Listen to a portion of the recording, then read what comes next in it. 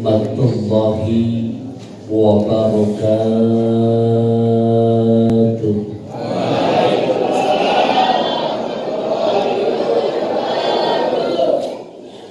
Hamdan wa syukran lillah, salatan wa salaman daimaini ala rasulillah sayyidina wa maulana Muhammad ibn Abdullah, wala hawla wala quwata illa billah. Amma ba'du fa ya ibadallah, usikum wa iyaya bitaqwallahi faqad fazzal muttaqun. Ittaqullaha haqqa tuqatih wa la tamutunna illa wa antum muslimun. Wa qala Allah Ta'ala fi muhkamit tanzil wa huwa asdaqul qailina a'udzu billahi minasy syaithanir rajim bismillahirrahmanirrahim subhanalladzi asra bi'abdihi lailan minal masjidil haram ilal masjidil aqsa alladzi barakna haulahu linuriyahu min ayatina innahu huwas sami'ul basir. Wa qala Allah Ta'ala fi ayatin ukhra ma salakakum fi saqar qalu lam naku minal musallin. Wa qala Ta'ala fi ayatin ukhra fazkuruni azkurkum washkuruli wala takfurun.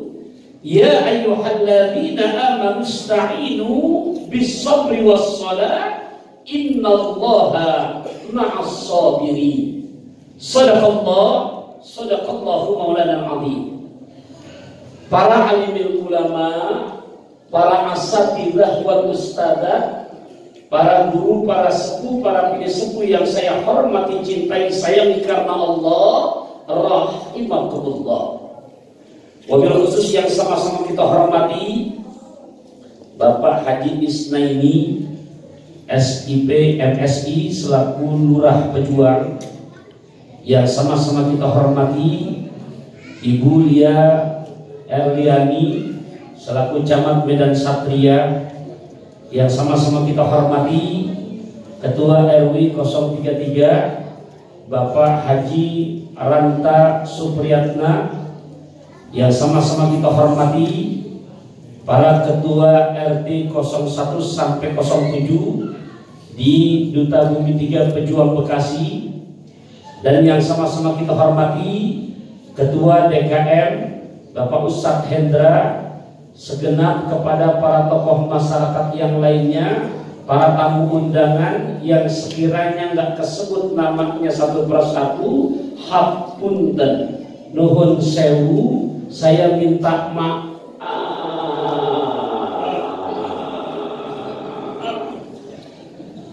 Ya, maafnya ibarat santri ngaji tajwid hukumnya pakai matahari disukun, Pak. 4, 5 sampai 6 harokat hukumnya. Kenapa saya ucapin maaf pada panjang? Sebab saya khawatir sekiranya ada yang nggak kesebut namanya satu persatu, apalagi udah masuk tanggal 1 Syakban, berarti Ramadan sudah diambang pintu. Biar sekiranya nggak kesebut, tapi mudah-mudahan kelar Isra Mi'raj di masjid yang kita cintai, menyambut datangnya Ramadan yang sudah diambang pintu, hati kita sama tetangga, sama saudara, wabil khusus para orang tua selalu terjaga. Bahasa saya, kokok merah tak berkacamata, jangan ada marah di antara kita. Namun kepada para tokoh masyarakat kita, kepada para guru-guru kita, baik yang tersebut lebih-lebih yang nggak tersebut namanya satu persatu, iringan doa-doa kita selalu buat mereka. Semoga selalu Allah pelihara kesehatannya, keafiatannya, keselamatannya, keberkahan serta keridhaan Allah selalu berikan di dalam kehidupannya. Amin ya Allah ya Rabbal. Buat guru-gurunya udah didoakan, buat para sepuh pilih sepuhnya didoakan. Sekarang giliran kita berdoa buat diri kita. Mau apa enggak, Pak? Bukan kata saya, kata Quran surat An-Nisa ayat ke-34, tugas suami berat. Ar-rijalu qawwamuna 'alan nisa. Semoga lewat acara hadirnya kita Isra Mi'raj malam hari ini juga tidak terasa sambil silaturahim. Selesai acara di sini, kembali ke rumah tangga kita masing-masing. Kita minta pada Allah diri kita. Kita minta pada Allah buat diri kita, memimpin diri kita, memimpin istri kita, mengayomi putra putri kita. Ya Allah, semoga Engkau jadikan kami suami yang memiliki hati yang ikhlas, yang di rumah tangga juga ibadah kepada Allah, nggak pernah malas, selalu mengedepankan kreativitas, yang dihasilkan adalah kualitas. Cinta resep sama istri, cinta nggak sekilas, cintanya nggak selewatan kayak di jalan banyak lewat mobil patas, cintanya nggak gampang sobek seperti nyobek kertas. Bini kita minta uang belanja, kita berikan nggak sebatas ukuran pas, tapi betul-betul melampaui bah. Anak istri kita jadi gampang beraktivitas, dilihat orang hidupnya makin pang, tapi tetap ibadah pada Allahnya tidak gemar kerja hatinya juga selalu karena gemar kerja keras, ibadah pada Allah nggak malas. Insya Allah di rumah hasilnya duit kita makin banyak sampai bertas-tas. Giliran duit kamu kerja, giliran di depan aja amin pora-pora, giliran duit amin. Tapi jujur ya Pak Bu, kalau tadi kita dengerin dan simak doanya, itu tidak ada yang jelek. Suami hati ikhlas, ibadah pada Allah nggak malas, gemar kerja keras. Itu kalau sudah begitu punya kualitas, setiap keluar rumah itu pesan sama istri ngomongnya indah, ngomongnya cara orang Betawi aja dah. Neng, ngapa? Mengayun sampan ke Filipina, anak bayi pakai gurita, izinkan abang nyari duit kemana-mana, asalkan hati kita tetap saling cinta. Amin ya Rabbal alamin. Ini kira-kira di belakang gini adalah apa nggak Pak?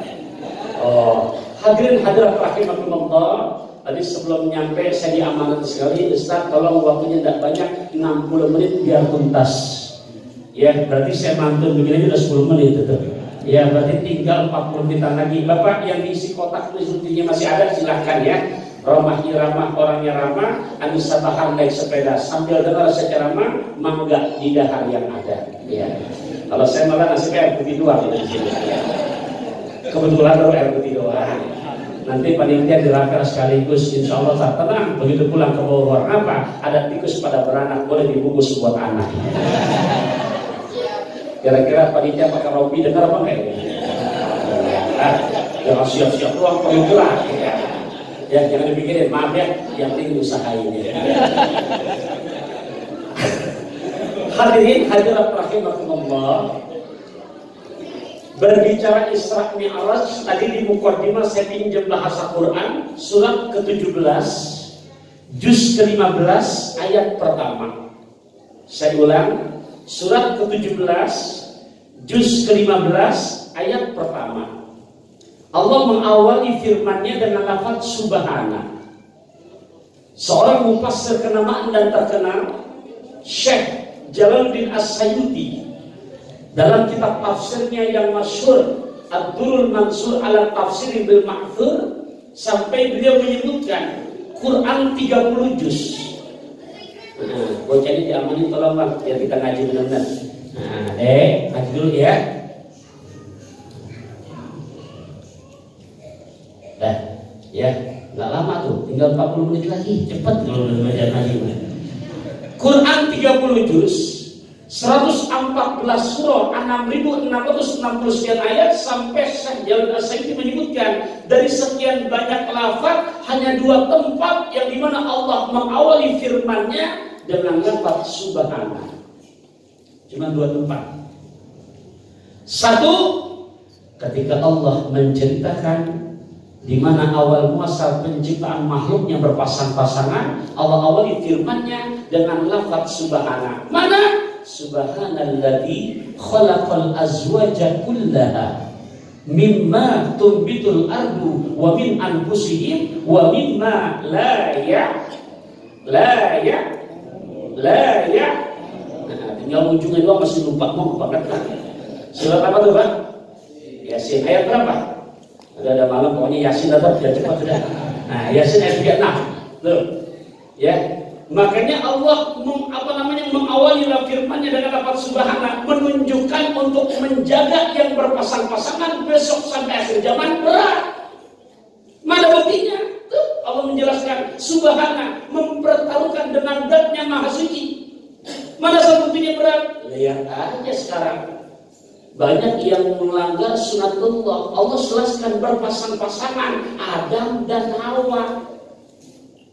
Biar gampang, Mas Adam sama Mak Inul, jangan dirubah Mas Adam sama Mas Ipul. Buktinya sekarang Bapak Ibu, mohon maaf, nggak sedikit yang minta dilegalkan LGBT. Beneran Pak? Mungkin kalau kita di kawasan begini nggak kelihatan, tapi mohon maaf, yang namanya Bekasi, Bogor, Jakarta, itu komunitas mereka bukan pakai dikit. Tuh, makanya Allah mempertaruhkan, menjaga yang berpasang-pasangan laki perempuan berat. Allah pertaruhkan dengan zat-Nya masuki surat Yasin ayat 36. Kita lagi bahas itu, kita lanjutkan. Yang kedua, ketika Allah menceritakan peristiwa Isra dan Mi'raj. Subhanalladzi maha suci Allah yang asra, makanya menggunakan fi'il madini yang muta'addi. Karena asal dari asro, akar katanya dari saro jalan, tapi ketika berubah menjadi asro, berwajah af'ala, muta'adid, perlu objek. Maksudnya Nabi nggak jalan sendirian, tapi Allah yang memperjalankan. Bi'abdihi, menunjukkan yang berangkatnya bukan hanya ruh doang, ruh wajah sadihi. Bi'abdihi menggunakan, padahal bisa aja subhanalladzi asra bi Muhammadin bi rasulihi, tapi Allah menyebutkan bi'abdihi, dengan hambanya, menunjukkan buat mereka-mereka yang betul-betul tekun ibadah pada Allah, namanya hamba. Berarti kalau betul-betul patuh istiqomah menjadi hamba, bisa mi'raj, bisa. Mana? Makanya sholatul mukmin, mi'rajnya orang beriman, sholat. Lailan menggunakan isim nakirah, menunjukkan durasi yang sangat singkat. Makanya begitu keluar Nabi pulang dari Mi'raj, terkumpul dua kubu. Kubu pertama, mereka yang murtad. Kenapa? Logika nggak nyambung. Mekah Palestina itu kurang lebih 1286 km ditempuh. Kalau jalan 40 hari 40 malam, sementara belum kelar 1/3 malam, Nabi udah sampai. Mereka yang nggak percaya karena pakai akal, murtad. Kenapa? Jaka sambung naik ojek mah nggak nyambung Jack tuh. Ya nggak, dia pakai akal, dia pakai akal. Tapi buat yang pakai iman, nggak ada, nggak mungkin. Ada lahir nggak punya bapak, nggak punya ibu, akal nggak nyambung, tapi Allah mau jadi iman. Enggak. Siti Hawa, mohon maaf, Siti Hawa lahir dari tulang sulbinya yang diciptakan dari tulang sulbi Nabi Adam. Berarti gimana? Punya bapak, nggak punya emak, akal nggak nyambung, tapi menurut Allah mau jadi. Mana lagi? Nabi Isa punya emak, Siti Maryam, nggak punya bapak, iya, akal nggak nyambung, tapi kalau Allah mau, ya jangan. Kenapa? Kita sering baca kok, innama amruhu idza arada syai'an ayyakula lahu kun. Kubu yang beriman, kubu yang meyakini muncul seperti Abu Bakar As-Siddiq. Makanya bukan katanya, sampai Allah yang langsung memberikan gelar buat Abu Bakar Siddiq. Tuh lihat surat Az-Zumar ayat 33. Surat apa? Ayat berapa? Sampai Allah menurunkan ayat khusus buat beliau. Enaknya Abu Bakar Siddiq karena penghambaannya betul-betul ngaku sebagai hamba Allah, dan Allah pun mengakui. Kita ngaku hamba, iya, tapi kan kehambaan kita belum tentu diakui sama Allah. Gimana contohnya? Gampang, Pak. Kita tahu nggak presiden kita sekarang siapa? Nah, tahu kan? Karena saya balik, kita tahu kan? Dia tahu nggak sama kita, Pak? Belum tentu. Sekarang boleh kita ngaku, oh aku hambamu ya Allah, aku hambamu ya Allah. Tapi kan prosesnya belum tentu kehambaan kita diakui sama Allah.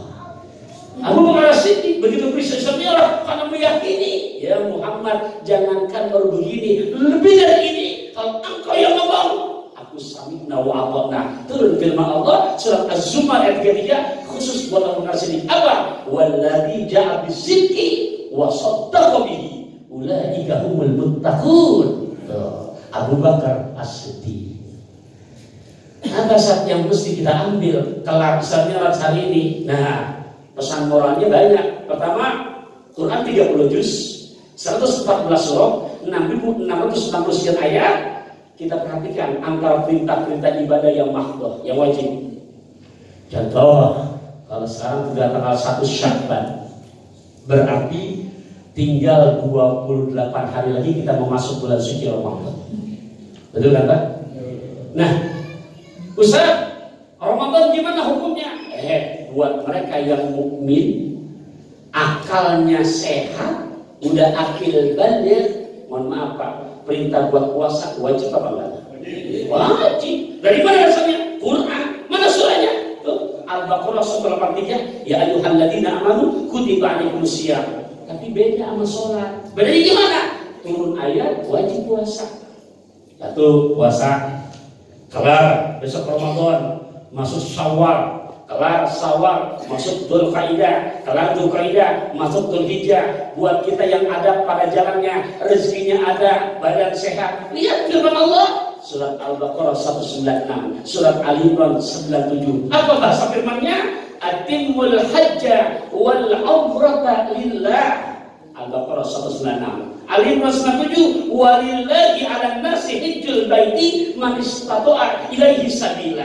Perintah buat haji, buat mereka yang sudah mampu pada jalannya. Tapi lihat asbab turunnya, Allah nggak undang. Turun ayat, wajib haji, wajib umroh buat mereka yang mampu pada jalannya. Ketika puasa, turun ayat, wajib puasa. Ketika haji, turun ayat, laksanakan haji. Udah dua, udah tiga. Mana yang ketiga?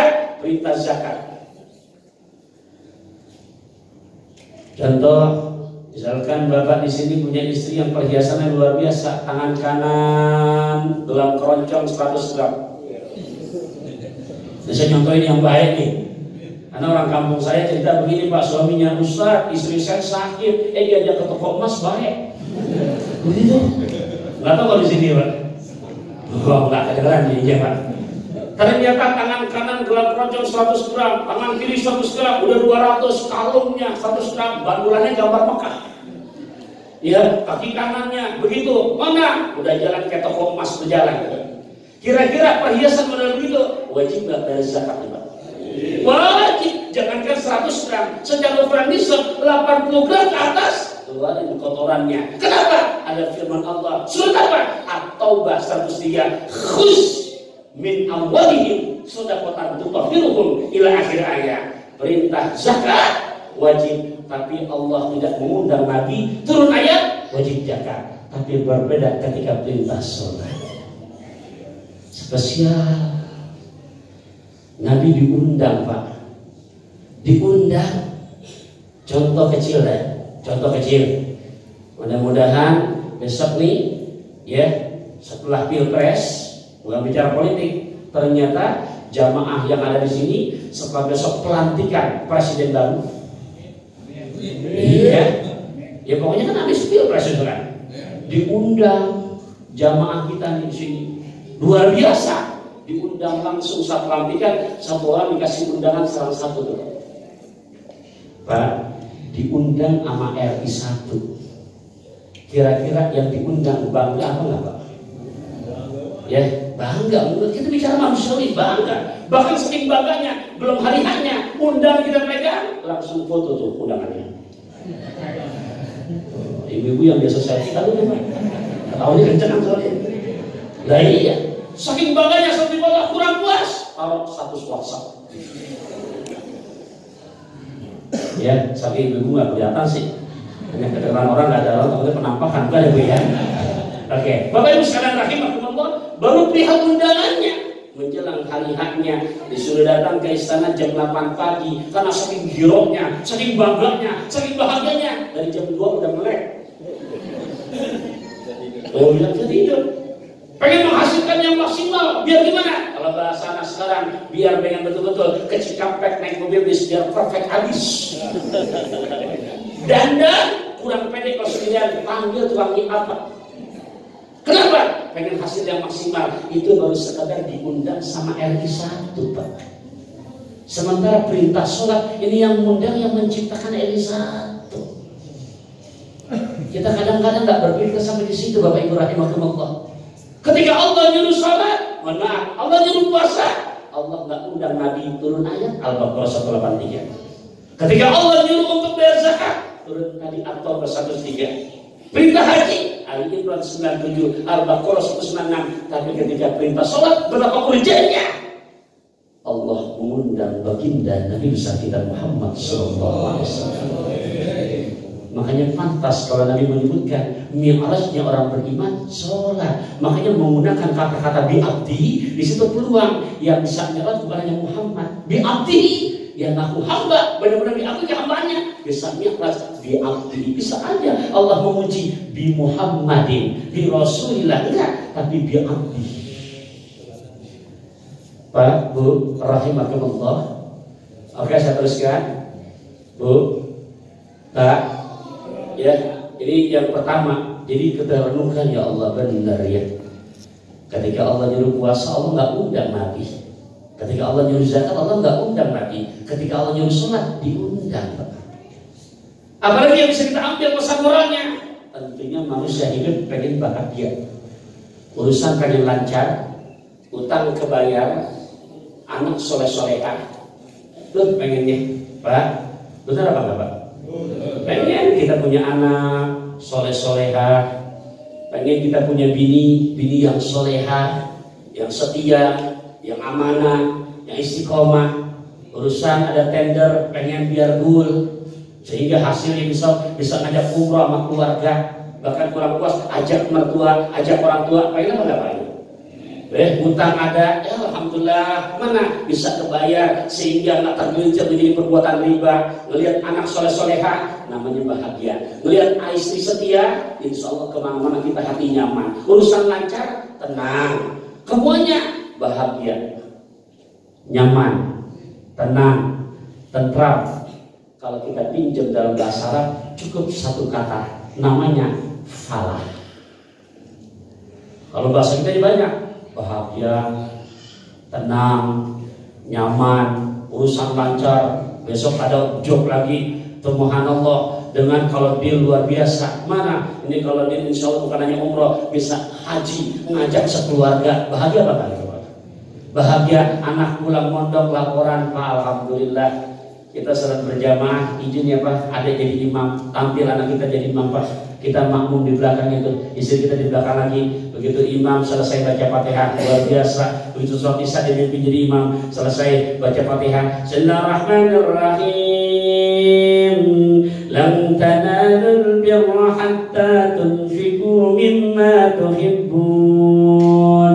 Di hati kita mengucap subhanallah, bocah gue jadi imam yang dibaca juz 4 permulaan itu, bapaknya belum tentu hafal juz 4 Pak. Ngelihat anak begitu jujur Pak, bahagia apa Pak? Bahagia. Ngelihat istri setia, amanah, nyaman. Urusan lancar, tenang. Utang kebayar, nggak pusing, nggak galau. Dalam bahasa Arab itu namanya bahagia, nyaman, tenang, semua beres lancar. Satu kata namanya falah. Apa namanya Pak? Falah. Ya, bahasa Arab itu satu aja udah falah. Di dalamnya ya urusan lancar, tender makin banyak, anak soleh-solehah, istri setia, utang kebayar. Bahasa Arabnya falah. Itu kata-kata falah adanya di mana Pak? Di mana? Di Azan. Di Azan. 5 waktu selalu. Bahkan kalau di Mekah 6 kali. Kenapa? Subuhnya 2 kali. Jadi bahagia, nyaman, tentram. Dalam bahasa Arab disimpulkan satu kata apa namanya? Falah. Tapi renungkan, belum pernah ada azan falah dulu baru sholat. Ada nggak? Ada. Kalau muadzin lupa. Kalau muadzinnya benar nggak akan. Di kumandangan ada pasti. Hayya 'alas shalah.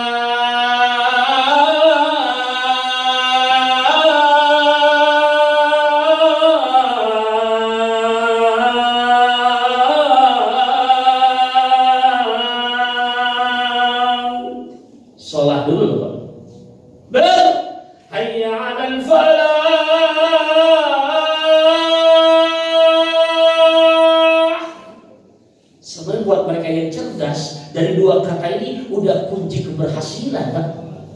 Maksudnya gimana? Ini jangan cuma pengen anak soleh-soleha yang artinya falah. Ini jangan cuma pengen urusan lancar yang bahasa falah. Itu jangan cuma pengen punya istri setia amanah yang bahasa falah. Utang kebayar, udah makin berkah. Kenapa? Allah tempatkan sholat dulu.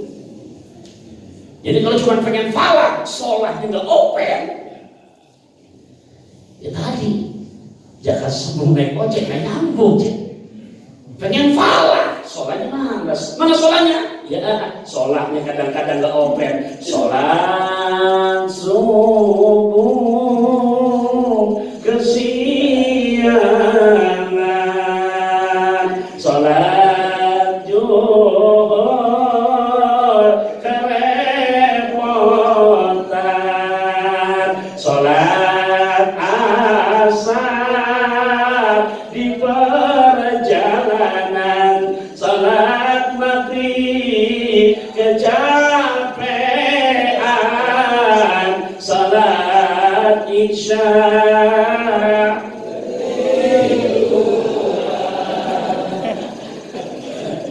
Kata Allah pengen pahala 5 waktunya jebol. Pak, ya buat mereka yang sudah cerdas gampang bahasa perjalanannya apa? Perbaiki jadwal sholatmu, niscaya Allah perbaiki jadwal kehidupanmu. Kenapa? Karena janji yang Allah janjikan nggak pernah Allah khianati. Sholat falah. Bapak Ibu rahimahumullah, makanya biar lebih yakin ini kan baru bahasa adzan. Biar lebih yakin, surat ke-23 juz ke-18 ayat 1 sampai 11. Tolong sebagai bahan renungan dan juga barometer buat kita. Ya, bukan maksud menggurui, kita sama-sama mengingatkan. Saya ulangi, surat ke-23 juz ke-18 ayat 1 sampai 11. Ini Allah berjanji Bapak Ibu. Saya ulangi, surat ke berapa Pak? 23. Yang di handphone ada Qurannya silakan dibuka. Ya, atau silakan yang kira-kira memang megang pulpen, memang buku mau ditulis silakan ditulis. Karena jujur ngaji yang model begini kalau nggak ditulis nyampe rumah betul nempel semua Pak. Beneran? Ya, ini baru berapa surat dari itu. Ya kalau nggak ditulis, apalagi saya lihat dari masjid ke rumah kita jalanan banyak belokannya. Lah beneran, belokan pertama nyangkut satu, belokan kedua nyangkut satu. Nanti di rumah yang istri kaya nanya, Pak, hadir pada Rajaban. Alhamdulillah, my honey, suami kamu duduk paling depan. Apa ceramahnya? Tentang hikmah Islam nyerah. Banyak dibahas, banyak. Ada berapa poin? Ada berapa? Kurang lebih 3. Bisa sebutin, jangan cerewet, pokoknya 3 aja. Jangan begitu Pak. Kenapa semua jangan? Karena panitia bikin acara ini nggak gratisan. Pak, bikin acara ini gratisan nggak? Gampang ngecaknya, tuh makanan tuh dikirim. Ada jeruk, ada salad. Kira-kira panitia boleh minta, boleh beli? Beli, Pak, beli. Singkat kata, markatnya beli, makanannya beli. Ini yang diceramah, yang apa beda? Lah jangan kan yang ceramah orang masuk toilet aja bayar kok. Maksudnya biar imbang. Apa? Oleh-oleh dari ngaji hari ini ada oleh-oleh yang dibawa. Syukur-syukur semuanya minimal. Kecil dek makan bakso rusuk biar pendek tapi masuk.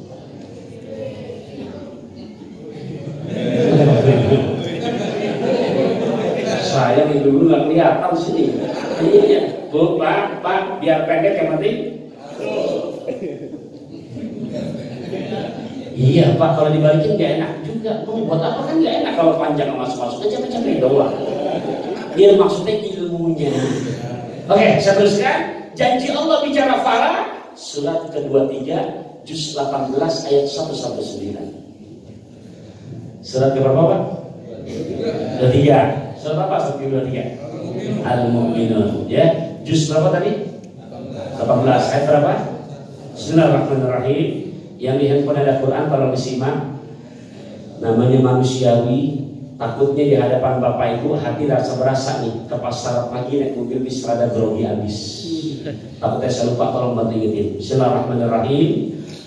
Qad aflahal mu'minuna alladzina hum fi salatihim khashi'un walladzina hum عن اللغو معرضون والذين هم للزكاة فاعلون والذين هم لفروجهم حافظون إلا على أزواجهم أو ما ملكت أيمانهم فإنهم غير ملومين فمن ابتغى وراء ذلك فأولئك هم العادون والذين هم لأماناتهم وعهدهم راعون